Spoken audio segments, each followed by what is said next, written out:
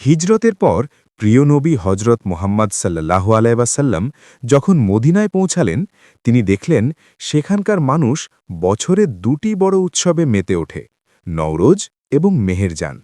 কিন্তু এই উৎসবগুলোর ভিত্তি ছিল নিছক আনন্দ আর বিলাসিতা। আল্লাহর রাসূল সাল্লাল্লাহু আলাইহি ওয়াসাল্লাম তখন ঘোষণা করলেন, আল্লাহ আপনাদের এর চেয়েও উত্তম দুটি দিন উপহার দিয়েছেন, ঈদ উল ফিতর এবং ঈদ উল আজহা। আজ আমরা জানব এক মাস সিয়াম সাধনার পর আসা এই দিনটির প্রকৃত ইতিহাস এবং এর পেছনের গভীর শিক্ষা।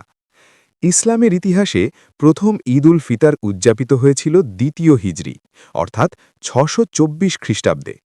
মজার ব্যাপার হল এই বছরই মুসলমানরা বদরের যুদ্ধে ঐতিহাসিক বিজয় লাভ করেছিল, অর্থাৎ প্রথম ঈদটি ছিল দ্বিগুণ আনন্দের।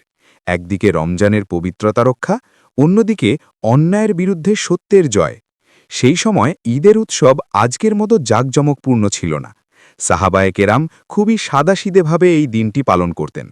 তাদের প্রধান আনন্দ ছিল রমজানের রোজাগুলো সঠিকভাবে পূর্ণ করতে পারার শুকরিয়া আদায় করা। ঈদ মানে বারবার ফিরে আসা বা আনন্দ, আর ফিতর মানে রোজা ভাঙা। পুরো মাস উপবাস থাকার পর এদিন সকালে খাবার গ্রহণের মাধ্যমেই উৎসবের শুরু হয়। তবে এই আনন্দের মাঝে ইসলাম একটি বড় বাধ্যবাধকতা রেখেছে, সেটি হল সাদকাতুল ফিতর। ঈদের নামাজের আগেই গরিব দুঃখীদের হাতে নির্দিষ্ট পরিমাণ অর্থ বা খাদ্য পৌঁছে দেওয়া। কেন? যাতে সমাজের কোনো মানুষ অনাহারে না থাকে। ঈদ মানেই তো সবাইকে সাথে নিয়ে আনন্দ করা। ইতিহাসের পথ বেয়ে আজ বিশ্বের আনাচে কানাচে ছড়িয়ে পড়েছে এই উৎসব।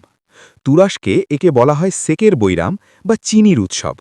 মধ্যপ্রাচ্যে বিভিন্ন ধরনের খেজুরের মিষ্টান্ন বা মামুল তৈরি করা হয়। আর আমাদের উপমহাদেশে সেমাই ছাড়া তো ঈদ কল্পনাই করা যায় না।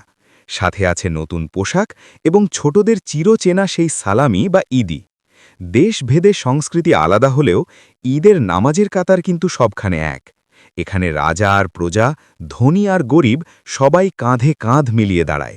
এটাই ইসলামের সাম্যের শিক্ষা। কিন্তু এই ভিডিওতে আমাদের একটি বিষয় ভুলে গেলে চলবে না। ঈদ মানে কেবল ভালো খাওয়া বা দামি পোশাক নয়। এক মাসের সংযম আমাদের যা শিখিয়েছে, লোভ ত্যাগ করা, পরোপকার করা এবং ধৈর্য ধরা, সেই শিক্ষাগুলো বছরের বাকি ১১ মাস ধরে রাখাই হল ঈদের আসল সাফল্য। ইতিহাস বদলালেও ঈদের আবেদন কখনো পুরনো হয় না। এই ঈদে আপনার আনন্দ হোক ভাগাভাগির। আপনার চারপাশের অসহায় মানুষটির মুখে হাসি ফোটাতে ভুলবেন না। কেমন লাগলো আজকের এই ঐতিহাসিক ভিডিও? কমেন্ট করে জানান। আর ভিডিওটি ভালো লাগলে লাইক ও শেয়ার করুন। সবাইকে ঈদের আগাম শুভেচ্ছা। ঈদ মোবারক।